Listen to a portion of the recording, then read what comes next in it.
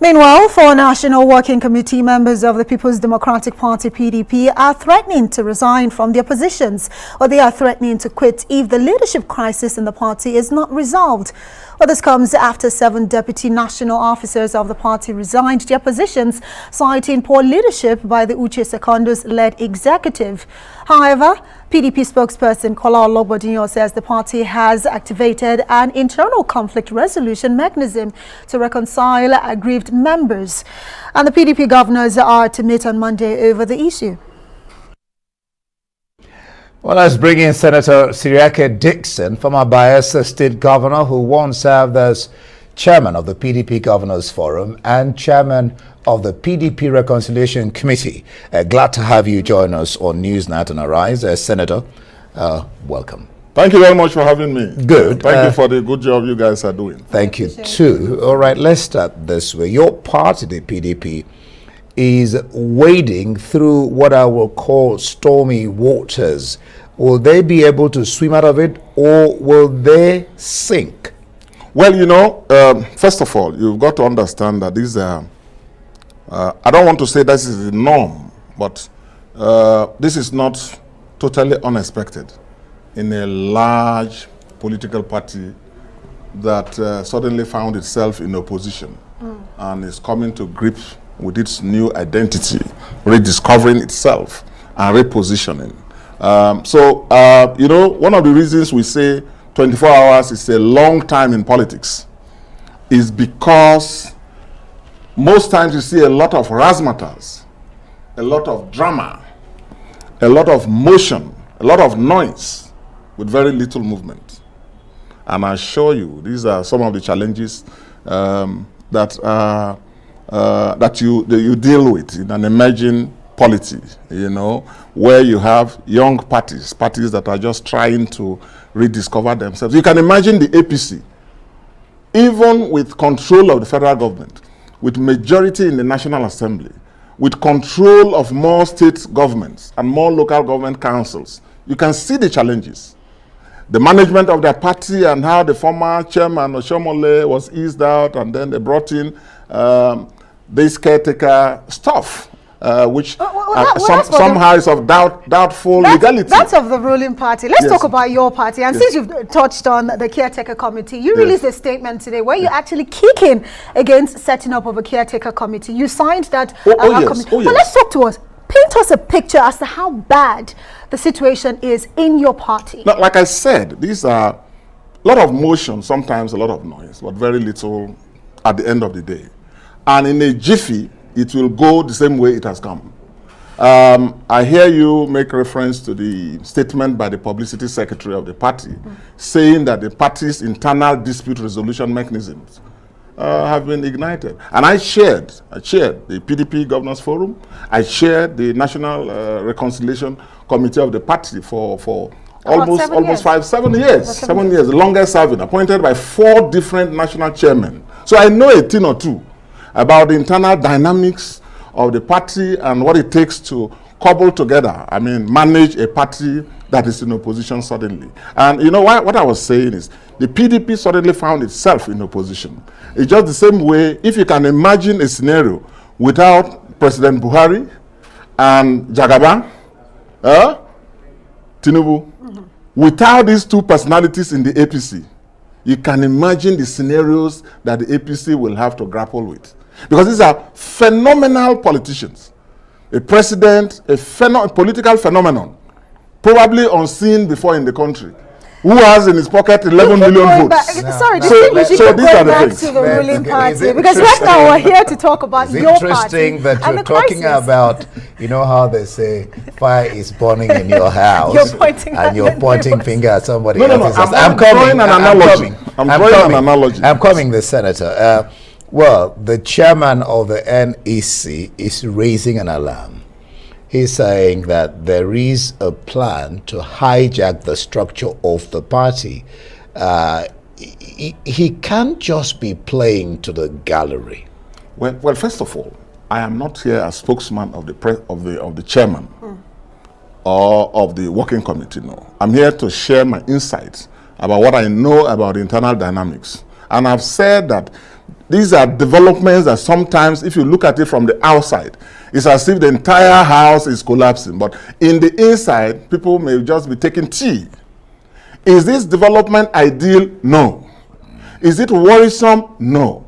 But does the party have the capacity to deal with it? Yes. For example, in our constitution, if an officer resigns, there's provision for consultation and then a replacement from the state or the zone.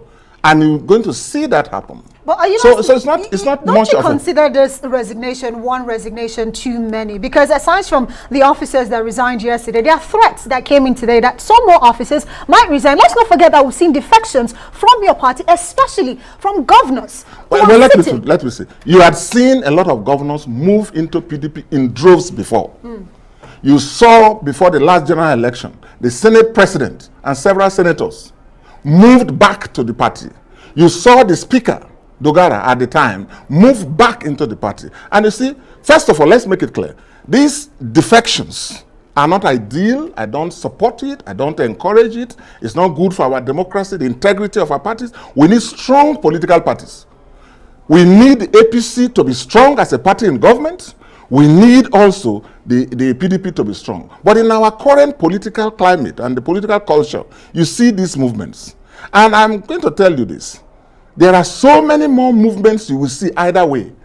What you are seeing is just a prelude of what will come. The real season of defection is next year. And so you wait and see, and you will see the movements. And I have a clear direction of where the movements will be tended towards. Isn't that the real problem or challenge? That the parties, especially the bigger ones like yours, PDP and APC, yes, do not seem to have a clear-cut ideology. Jega, the former national chairman, he is criticizing both parties and he's asking Nigerians, it's high time, don't even vote for the APC, don't even vote for the PDP, because they failed us. What do you make of Jega's statement? Well, Jega was appointed by the PDP-led government and he did a good job. I think so. Now, let's leave what he did.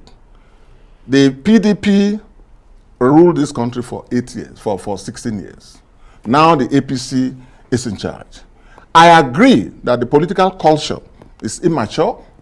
This idea of people moving from one party to the other, as I said earlier, is not ideal. Jega is free to express his views.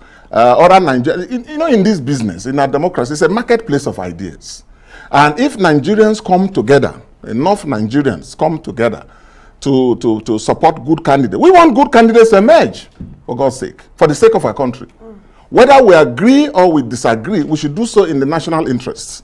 And I think that, talking about defections, we had PDP control over 30-something governors in this country at a point. But PDP ended up losing power 2015. So don't rule out all of that historical governors. No. I'm telling you that the real defection season is next year. What you are seeing is an appetizer. That's from your party to APC. No. The real movements that will come either way. For example, if there is crisis, major implosion in the other party, the ruling party, they are dealing with major problems also. And this is not surprising. It's a big party now, a party in charge of the federal government with a lot of tendencies. You can't have a major national party with only one tendency. And this is why our advice, as I stated in my statement, is that no one should focus too much on controlling a party like PDP. No. The PDP was formed as a conglomeration of several interests and tendencies, unlike the APC that rested on two main pillars.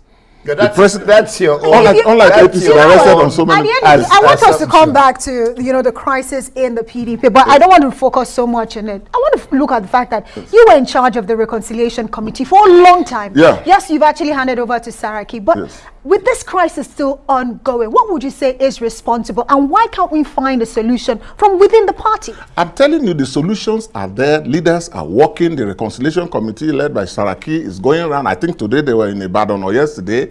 I know that governors were meeting. The chairman of Governors Forum, Governor Tambua, who took over from me too, has issued a statement that, and I know for a fact that the BOT will be meeting, and all leaders are meeting. But you see, politics, and particularly management of a political party, you are solving problems. The problems will always arise. But what is important is for you to rise to the occasion and deploy your conflict resolution mechanisms. Yep. And also be reasonable, be fair, and be just. And which is why some of us are of the view that, have you asked yourself, why are all these officers who worked with the chairman for almost 4 years now resigning suddenly in one day, 4 months to the end of their tenure? I don't want to support the notion that some powerful person somewhere, unnamed, is trying to take control. That powerful person now, has I don't want to say anything about that. But what I'm about that powerful person when we come back, because we need to head for a quick break now. But of course, there's still so much more to come here on Newsnight.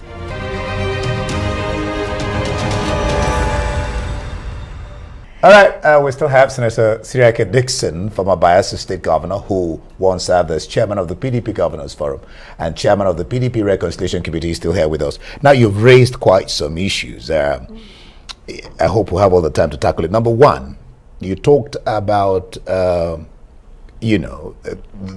quarrel within the party leadership, and one can't help but wonder, if a party like PDP cannot handle its internal affairs, we're talking about internal democracy, how then, the society begins at home, how then can they lead a nation? That's a big problem.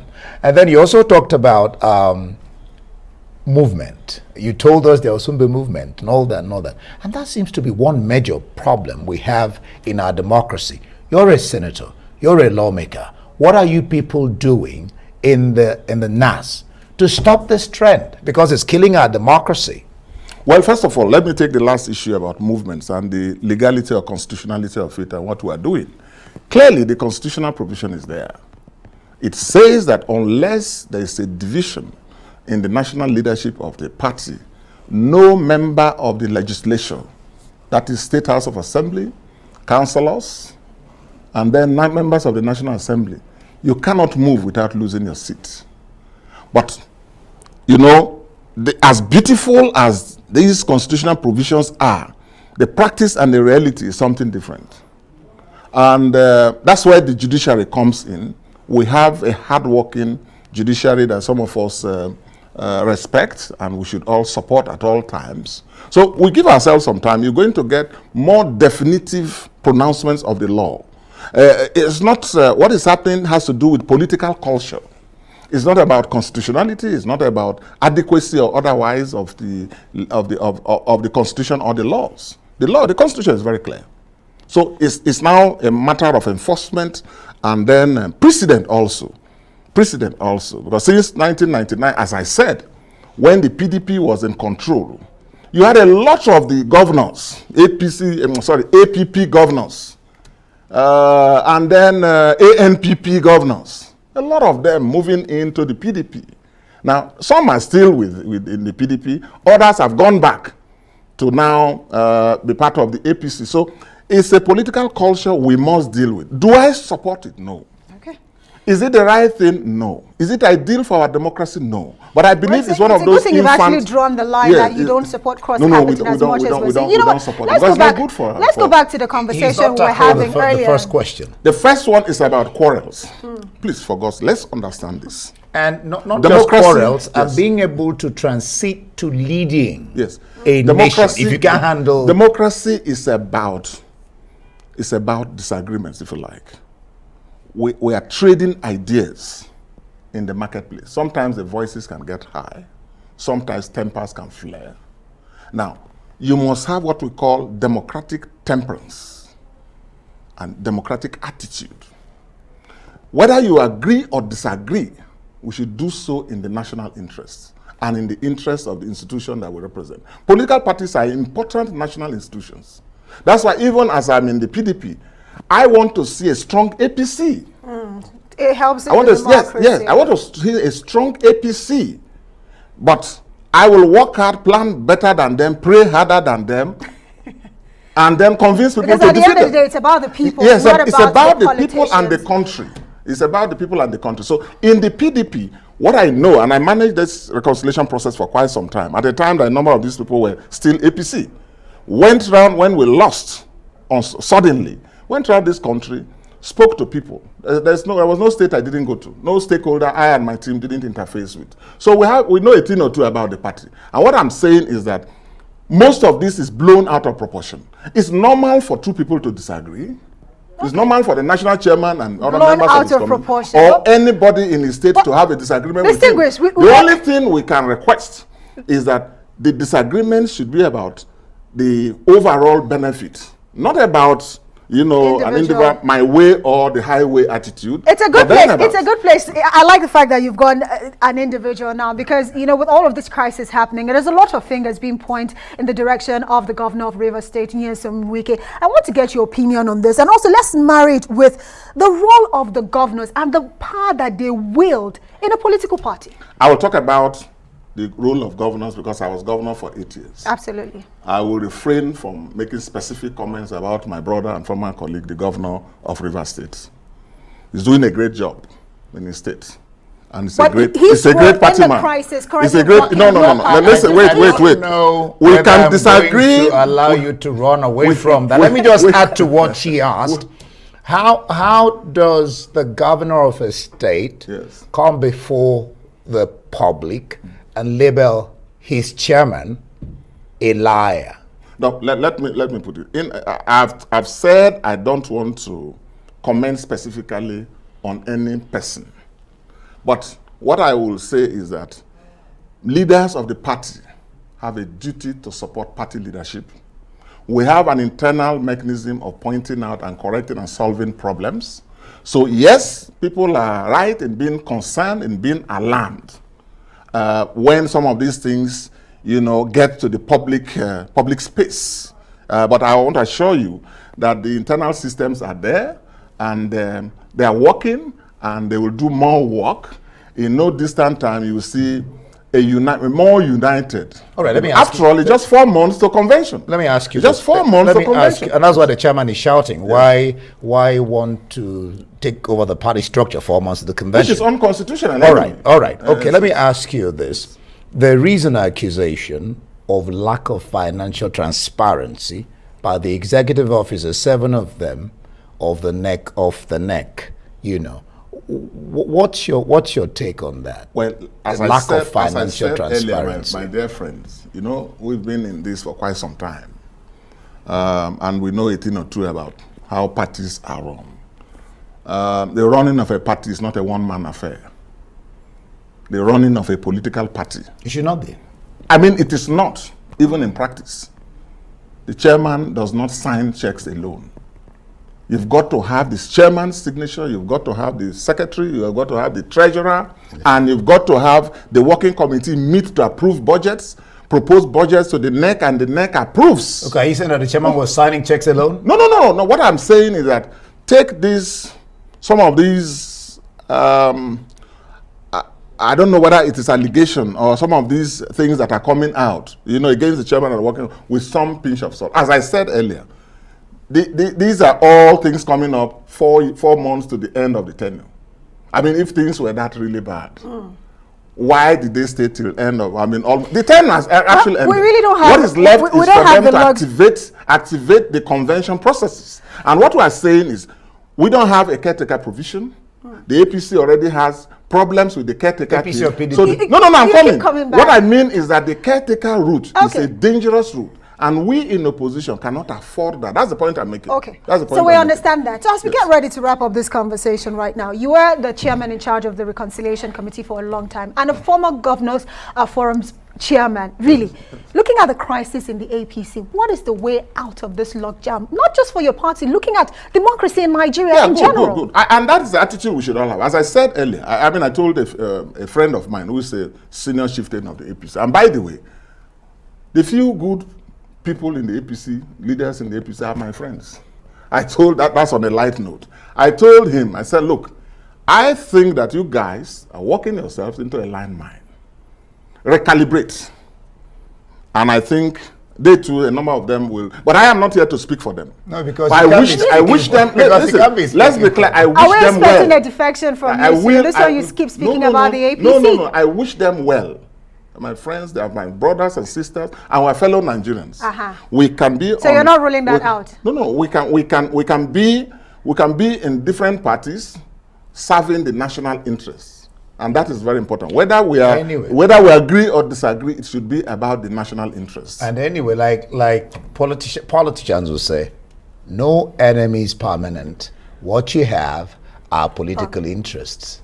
But all right, the national what can you interest tell us? Yeah, what can you tell us about the BOT is holding their meeting tomorrow? I learned there was going to be an emergency meeting by the governors of PDP. Has it held? On Monday.